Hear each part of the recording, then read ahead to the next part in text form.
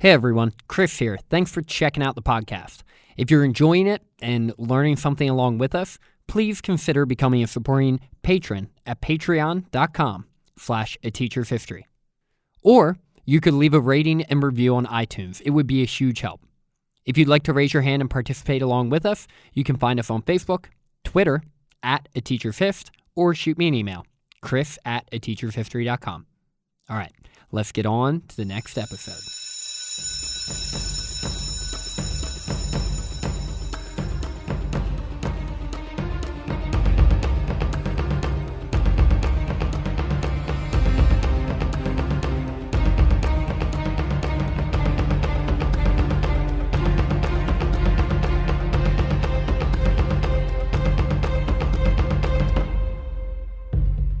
Hello, and welcome to A Teacher's History of the United States. Thanks so much for joining me again today. Did you know that President Adams was so concerned with the growing French threat that he threw the Bill of Rights right out the window and allowed Congress to pass laws that were just blatantly unconstitutional? And that the creation of the Navy Department happened during this time too, and the allocation of 10,000 soldiers in preparation for war with France. And that George Washington came out of retirement again to be the general of the U.S. Army, at least on the face of it, with Alexander Hamilton as his number two, and for all intents and purposes, the guy in charge. Did you know all of this? Maybe, maybe not. Get your notebooks out, because today we will cover that and more in episode 89, the Alien and Sedition Acts. All right, everyone, welcome into episode 89. We're continuing on with Mr. Adams' presidency and the tensions with France and the consequences back in the United States. Before we get going, I wanted to read some feedback I got on the Facebook page from a listener, Gordon. And I just thought this was great, so I wanted to read it. He said, "I highly recommend this podcast for history nerds like me. Chris Caldwell provides great insight and perspective on our country's history. He doesn't sugarcoat the mistakes and sins of our nation's founders. He gives them room to be flawed and brilliant. Great for road trips, sleeplessness, and mowing season." A couple things. Number one, thank you, Gordon, for the review. And if anyone else feels the same, if you'd like to leave a review on iTunes or the Facebook page, that would be really helpful. Number two, I love that Gordon said this, because honestly, I don't try to sugarcoat the mistakes, and I try to give them room to be both flawed and brilliant. And I'm glad that that's coming across, at least to some people, throughout this podcast so far. And lastly, I love how Gordon says that this podcast is great for sleeplessness. I'm not sure what that means. I'm not sure if the podcast puts him to sleep, but either way, as long as it's helpful, that's all I care about. So today, like I mentioned, we're going to be diving further into Adams' presidency. One thing I do want to mention, though, which I don't have in our narrative, so I want to cover it real quick here, is during this time, the time period we talk about today, the 11th Amendment is passed by Congress and by the states. I didn't include it in the narrative because there really wasn't anywhere to fit it in that made sense, but I did want to take a moment and explain it to you real quick. So we know the Bill of Rights has the first 10 amendments. Well, in January of 1798, the 11th Amendment will be added to the Constitution. And the 11th Amendment, what it basically says, it stipulates that federal courts shall not have jurisdiction over litigation between individuals from one state against individuals from another state. Now, let me break that down. I'll just take about 60 seconds here and explain it to you, because the 11th Amendment is one that my students would always be sort of confused about, right? They memorize what it said, but not actually understand it for the most part, unless I explained it to them. So the Constitution gives the federal government, the Supreme Court, authority over hearing cases of like an individual citizen suing a state. So if I wanted to sue my home state of Maryland, in theory, in the late 18th century, I would be able to do that. and the Supreme Court would have jurisdiction over that. So what happened is in 1793, a guy named Chisholm, he was handling an estate for someone, and he sued the state of Georgia in 1793. And what they said was that the state of Georgia owed his client money because his client had given weapons to Georgia during the Revolution. The Supreme Court heard the case, and we're like, yeah, no, you're totally right. Georgia, you owe. And once word got out about that, there was mixed reaction. And Congress didn't really like the idea that an individual can sue a state. And they said, well, hold on a second. State is part of the government. The individual should not be able to sue the government. The state should be able to have sovereign immunity, meaning that they can't be sued by individuals, just like a king can't be sued by individuals, right? So that's sovereign immunity. And obviously we don't have monarchical sovereign immunity, but that's what Congress wanted. So they passed the 11th Amendment, in which it said that individuals can't sue a state. Now, in Ex parte Young in 1908, what happened is, and I'm not going to go all the way into detail on this case, but what they ended up saying was that if you're a state official and you as a state official do something unconstitutional, then you can be sued. So you can sue a state official if they do something that is unconstitutional under their powers. If they don't, then you can't. So the 11th Amendment basically says that an individual cannot sue a state. The only way it can is if the state official, while acting, under the state, did something unconstitutional. So there it is, the 11th Amendment. I hope you understand it. If you don't, I'm sure there are a lot of more helpful videos and stuff online you can find for it, but I hope that helped. So let's dive into our narrative. Last week, we went into detail about the issue that the United States and John Adams faced with France. If you recall, France was still bitter about the Jay Treaty from about 5 years earlier, and they were holding a grudge against the United States and President Adams. They believed that the Jay Treaty was so favorable to England that it was a sign of renewing the relationship between the two countries, so to speak, which France obviously would not be okay with. With the power of the French rising rapidly and their dominance in Europe under Napoleon, they felt like they had leverage over the United States. And when Adams sent over his envoy to speak with them, they exercised that leverage. I'm sure it's no coincidence that Minister Talleyrand decided to put his foot down and make these demands with John Adams now in office, because while Adams was a pretty well-known politician in the United States of America, he was no George Washington. And you can imagine how differently foreign nations likely viewed John Adams when comparing him to the great George Washington. Adding to this, that you have men like Thomas Jefferson communicating with France about Adams' disdain for their country and culture, it's not wholly surprising that France tried to take advantage of the United States and Adams. As I mentioned at the end of last week's episode, with Adams unsuccessfully negotiating with France, yet successfully avoiding war for now, the Federalists in Congress were not satisfied. They were incredulous over the audacity of the French to treat their envoy in this way. It was wholly unacceptable to them. And if their president was determined not to punish France for this insult, they were going to do everything they could to curb French influence in the United States, and directly or indirectly punish those who were partial to the French. And that brings us to the decision that I alluded to at the end of last episode, the passage and approval of the Alien and Sedition Acts. If you're familiar with Adams's presidency, you may know that these laws have been judged throughout history as a colossal political misstep and the worst mistake of John Adams' political career, and rightly so. As we'll cover in this episode in American history, though, I do think it's important to do our best to try to keep the context of these events in mind as best we can. In the minds of many Federalists and John Adams, the United States was at war. France had been firing upon American ships, refused to meet with an American envoy, and tried to cripple American trade. It could have justly been argued that while America did not have armies on the ground going toe-to-toe with France in Europe, these were acts of war, And in a time of war, the president needs to do whatever is necessary to protect his nation, his people, and to secure a favorable outcome.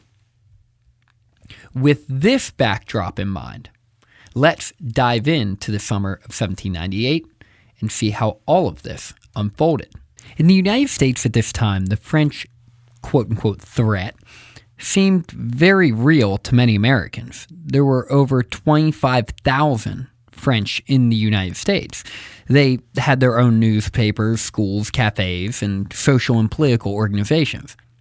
Knowing this, they could present a serious threat at home if America were to officially declare war on the French. And let's not pretend like people had forgotten about Edmond Genet and how much of a rabble-rouser that he was. Could you imagine having hundreds of him traveling throughout the nation undermining an American war effort?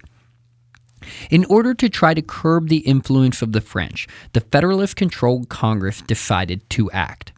In 1798, they passed two different Alien Acts. These acts required immigrants in the United States to now live there for 14 years before they were able to acquire citizenship, a dramatic increase from the previous requirement of 5 years. In addition to this, they also gave John Adams the right to expel any foreigner he considered dangerous, which was an incredible increase in executive power, at least in the minds of the critics, with no specific limiting details or a check on his judgment, which hopefully in this podcast you've probably learned is not a great idea. And look, on a side note, and I think this is important to talk about, all politicians are human. All humans make their decisions emotionally. Therefore, the checks and balances of our system that we have is critical to our sense of American democracy and justice. The moment that one branch of government begins to override the checks of the other or ignore the checks of the other, or try to consolidate power in the face of potential injustice, there needs to be serious bipartisan conversations about how both the short and long-term impacts these actions could have. Politicians in American history have done a pretty good job of making sure that they don't find themselves in a situation where they can't see the forest from the trees. And hopefully, this trend will continue throughout the rest of our history as our freedom depends on it. Okay, stepping off my soapbox, right? So Congress has passed these Alien Acts, limiting the potential impact of these new immigrants and giving Adams broad power to kick out any of them that he doesn't approve of. Jefferson, as I'm sure you can imagine, was beside himself. He could not believe this. While Adams never actually followed through with any real substantial deportation of immigrants, Jefferson and the rest of the Republicans could not sleep at night imagining John Adams waking up on the wrong side of the bed and deciding to load hundreds of French and Irish immigrants onto a ship and sending them back to Europe. And funny enough, Adams' Secretary of State, a staunch Federalist and fellow Bay Stater, which is what Google told me to call someone from Massachusetts, was actually in favor of mass deportation. Hell yeah, John, round them all up and ship them out, is what Pickering said to Adams. Well, maybe not exactly that, but you know what I mean. Something like that. But John Adams always wanted to take his own advice first, like I've mentioned before, and never actually followed through with these types of suggestions. And while the Alien Acts were rightfully horrifying to many Democratic Republicans and French immigrants alike, the subsequent Sedition Acts took their concern to a whole new level. The Sedition Act was in direct violation to the First Amendment freedoms of American citizens and made it illegal to say or write anything false, scandalous, or malicious about the government in general, or Congress, or the president specifically. In addition to this, it also made it illegal to act in a way similar to Edmond Genet from 5 years earlier, outlawing any incitement of the American people against the government or any attempt to drum up sedition.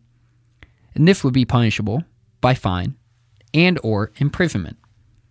So, in case you didn't totally catch that, the Sedition Act made it illegal and punishable by imprisonment to speak out against the government or try to convince fellow Americans to be dissatisfied and or speak out against the government.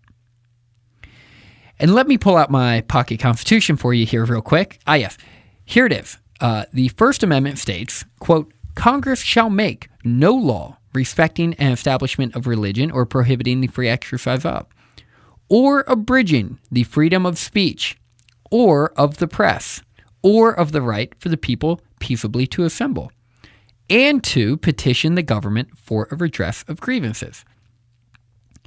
So, you can see how the High Federalist in Congress and the Cabinet, led by none other than the man behind the curtain, Alexander Hamilton, and John Adams, had just committed a pretty serious violation of the U.S. Constitution.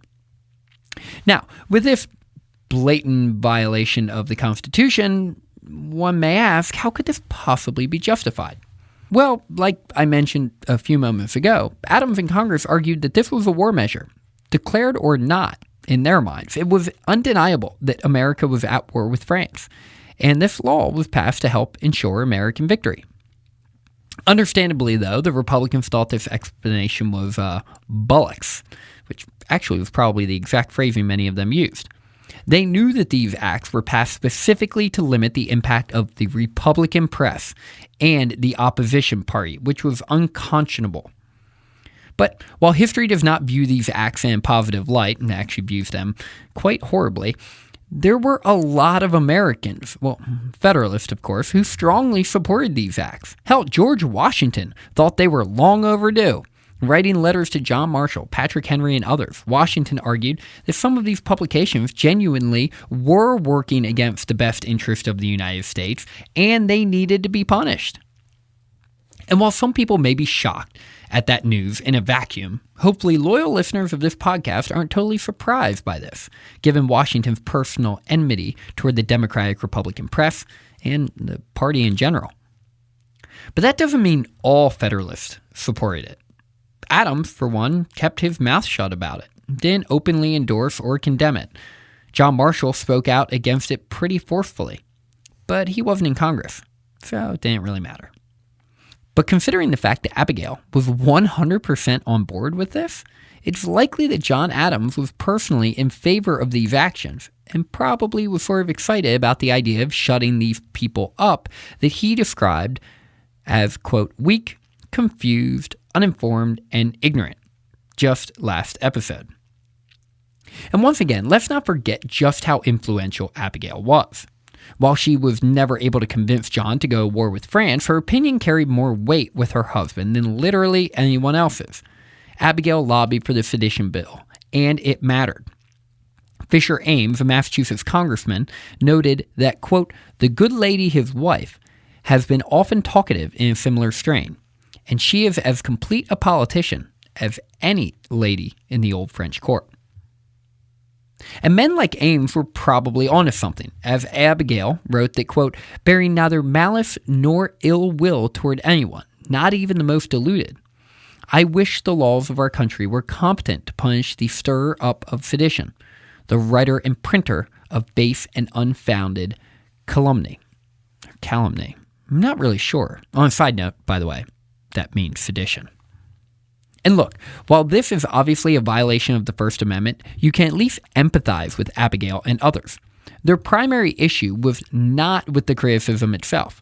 Their problem was with criticism that was totally unfounded and made up. In their mind, these actions should be illegal. Legitimate differences of opinion were one thing, but just making stuff up about someone to limit their ability to do their job as president was a total other story. As I've mentioned previously, during this quasi-war with France, Adams made sure to plan and prepare appropriately in case France did decide to proactively go to war with the United States. Part of this planning was limiting the dissent at home through the Alien and Sedition Acts. And another part of this planning was creating a provisional army of about 10,000 men. And he also created the Department of the Navy, which was established in May of 1798, with Benjamin Stoddard serving as its first secretary. But there were two primary issues with this. Number one, how were they going to pay for this military buildup? And number two, while we know Stoddard is Secretary of the Navy, who's going to be in charge of the Army? Well, July 2nd, 1798 answered both of those questions, with Congress passing the first direct tax on the people, taxing their land to help supplement the cost of building up this army. That same day, in a decision that was pretty unexpected, President Adams unilaterally nominated George Washington to be the head of these forces, with both Alexander Hamilton and Aaron Burr being amongst those nominated as officers. And during this time, in the background, Alexander Hamilton was relentlessly lobbying to be the number 2 in charge, hoping a war with France may be able to propel him into a powerful military role. So it was becoming more obvious that war with France just might become a reality sooner rather than later. Washington was approved. Congress then created the Marine Corps. They ripped up the standing treaty with France dating back to the Revolutionary War, and they passed the Sedition Acts into law. For a guy who was determined to stay out of war, it sure seemed, at least to the Republicans, that he was doing anything but. With Congress departing in July, Adams decided to head out to Quincy for the summer of 1798. While it seemed like he and Congress had accomplished a lot and prepared themselves well for the future, hopefully allowing for some summer relaxation. But the stress of the office just continued to plague Adams, even at home in Quincy, which may have been why, when he sent the official commission to George Washington to become general of the army, he also let him know that if he was interested in becoming president again, Adams was totally cool with that too. Just let me know. But with Abigail falling violently ill, being bedridden for almost 3 months and believed to be on the brink of death in the summer of 1798, Adams likely had a feeling that things were not going to get easier for him. And that brings us to the primary beef that Adams dealt with over this summer, the aforementioned appointment of one Mr. Alexander Hamilton to be second in command of the army. I mentioned that Hamilton was lobbying hard for it, and with his public affair torpedoing his political career, he still had an opportunity to be incredibly influential and popular if afforded this military opportunity, and if America were to allow him the additional opportunity to get military glory. Washington, having been lobbied relentlessly by Alexander Hamilton, with Hamilton telling Washington that, quote, "the arrangement of the army may demand your particular attention," and that the, quote, "judgment of the president ought not to be in consideration." Hamilton also added that John Adams had no, quote, unquote, relative ideas of what he was talking about when it came to the military. And Hamilton wasn't the only one who thought Hamilton knew more about this stuff than Adams. Both Adams' Secretary of War, James McHenry, and Secretary of State, Timothy Pickering, thought the same thing, telling Washington as much secretly behind Adams' back, which shouldn't be a total shock since they were George Washington's secretaries prior to be folded into Adams' cabinet when he became president. When Washington accepted his commission to the Army, he let Adams know that he was appointing Hamilton as Major General of the Army, the number 2. And here's the catch. George Washington, he was really old. He was retired, and he wanted to retire about 10 years before that, and again 5 years before that. He wasn't going to be out in the battlefield, and everyone knew that. Therefore, by naming Hamilton his number 2, for all intents and purposes, Hamilton would have been fully in charge of this provisional army. And that was not something John Adams could handle. As much as he loved and respected Washington, he felt, at least initially, this was a step too far.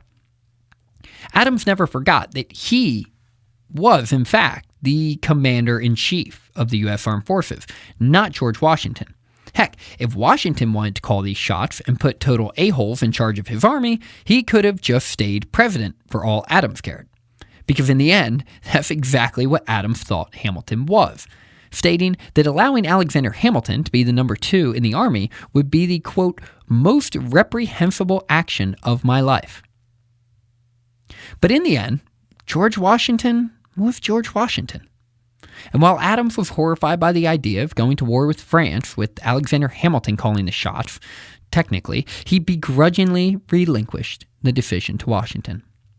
This just made it now to him even more important to stay out of war with France. And the timing was pretty perfect, because as Adams was mailing a letter to George Washington to tell him as much, he received word from Elbridge Gerry, who had just returned home from Paris, that France wanted peace. Adams' plan had worked out after all, and Talleyrand was tired of going back and forth, admitting that peace with the U.S. would be the most desirable outcome to this tension. And this news cannot be understated. Early October 1798 was the best time to be President Adams. He had avoided war, at least he thought, for now, with France. He had been vindicated by trusting Gerry, and avoided putting that lunatic Alexander Hamilton in charge of the American army during war. Finally, things seemed to be turning out well for John Adams. And things worked out perfectly, because as John Adams was receiving this news, a letter from George Washington was being sent to John Adams, basically giving him an ultimatum: either let me appoint Hamilton, or I will step down.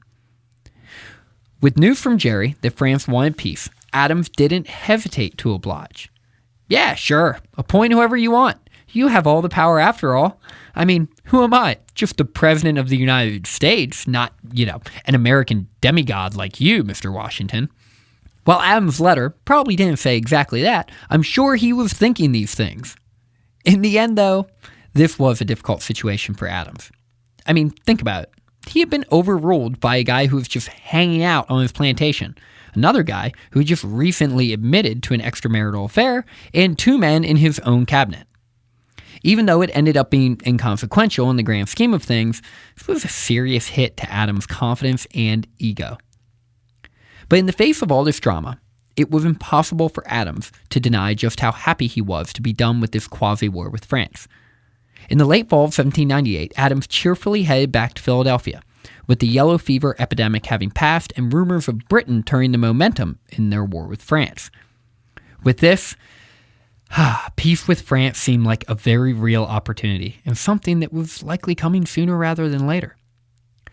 But the challenge was that the Americans were still a proud bunch, and they genuinely believed that, hey, if France wanted peace, well, they can sail their fancy selves across the Atlantic and ask for it. Till then, Gerry's report was just that, an unsubstantiated report from a diplomat who's friendly with the high Federalist president. And when addressing Congress about the news he received, Adams made clear his stance. He wanted peace, but only if France was genuinely interested in seeking it. If so, great. If not, he acknowledged that the U.S. needed to continue to prepare their defenses. Of course, in typical John Adams fashion, everyone was pissed. The Democratic Republicans felt like this was an unnecessary shot at France, while the Federalists thought that this speech was going to be a declaration of war, which it certainly was not. He just can't win. Next week, we will wrap up Adams' presidency, with the quasi-war with France coming to an end. The Democratic Republicans formally charging that Adams violated the Constitution and having a pretty good argument to support them. And Washington, D.C. officially becoming the capital of the United States, with the election of 1800 looming over John Adams' head. Thanks for listening, and hopefully now you can take pride in knowing just a little bit more about the history of the United States. Class dismissed.